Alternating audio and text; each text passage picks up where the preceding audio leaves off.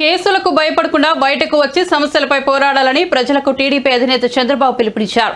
పలువురు టీడీపీలో చేరిన సందర్భంగా పార్టీ కార్యాలయంలో ఏర్పాటు చేసిన కార్యక్రమంలో ఆయన మాట్లాడారు. సీఎం జగన్ పై విమర్శనాలు సంధించారు. మన పాలిట శాపంగా మారిపోయింది. అవునా కాదా అని మిమ్మల్ని అడుగుతున్నా.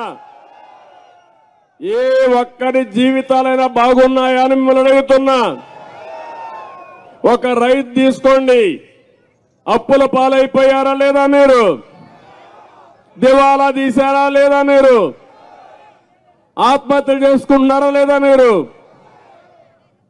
ఒక రైతు వదిలిపెట్టండి. అక్వా రైతు, మా తమ్ముడు చెప్తున్నాడు, అక్వా రైతు.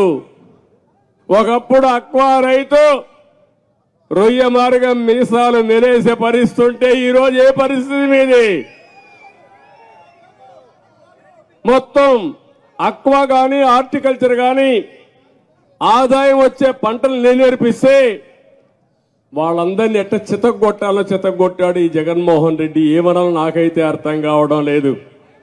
మళ్ళీ నేనొచ్చిన అక్వా రైతాంగాన్ని బాగుపరుస్తామనే వారికి చాలా ఇబ్బందులు ఉంటాయి. కృష్ణా నదికి అడ్డంగా రోడ్డు వేసాడు ఆ పెద్ద బ్రహ్మాండమైన ఎమ్మెల్యే. ఆయనకి సన్మానం చేయాలి మనందరం కలిసి. నదికి అడ్డ మధ్యలో రోడ్డు వేసి మామూలుగా రోడ్లు వేయలేకపోతున్నాం, కానీ ఇసుక మాఫియా నదికి అడ్డంగానే రోడ్డు వేసి చూశారు కదా, బ్రహ్మాండంగా వేశాడు. ఆయనకి ఇవ్వాలి, బిరుదు ఇవ్వాలి. ఇప్పుడు మనం పెద్ద బిరుదు ఇవ్వాలి, సన్మానం చేయాలి అలాంటి ఎమ్మెల్యే. ఇంకా ఆయన మార్చలా, ఎప్పుడు మారుస్తాడో నాకు తెలియదు. అంటే ముఖ్యమంత్రికి బినామీ ఆయన. మొత్తం 2 జిల్లాల్లో ఇసుక మొత్తం లావాదేవీలు ఆయనే చూశాడు. సినిమా అయిపోయింది, అది అర్థమైపోయింది. కాబట్టి ఇప్పుడు అంటున్నాడు, నేను 92 మంది ఎమ్మెల్యేలు మార్చేస్తాడంట. మార్చేది ఎమ్మెల్యేలు మార్చాలా? ఎవరిని మార్చాలి? ఒక ఛాన్స్ అన్నాడు. పాపం ఒక ఛాన్స్ మన పాలిట శాపంగా మారిపోయింది. అవునా కాదా అని మిమ్మల్ని అడుగుతున్నా. మనందరం కలుద్దాం. ఈరోజు రాజకీయాలకు అతీతంగా కోరుతున్నా, మళ్ళీ మనం అందరం కలిసి రేపు జరిగే ఎన్నికల్లో ఏకపక్షంగా ఎన్నికలు జరగాలి. ఈరోజు ఇలాంటి వ్యక్తి రాజకీయాలకు పనికిరాని వ్యక్తి. నేను చాలా మంది ముఖ్యమంత్రులు చూశాను.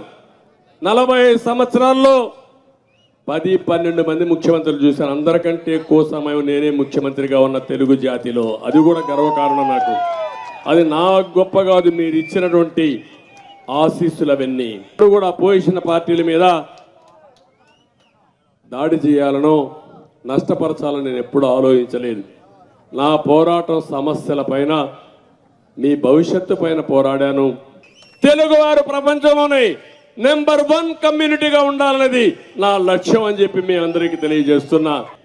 మీరు ఆలోచించి సరైన నిర్ణయం తీసుకుంటే ఆ తర్వాత నడిపించే బాధ్యత తెలుగుదేశం పార్టీ, జనసేన తీసుకుంటామని మరొక్కసారి మీ అందరికీ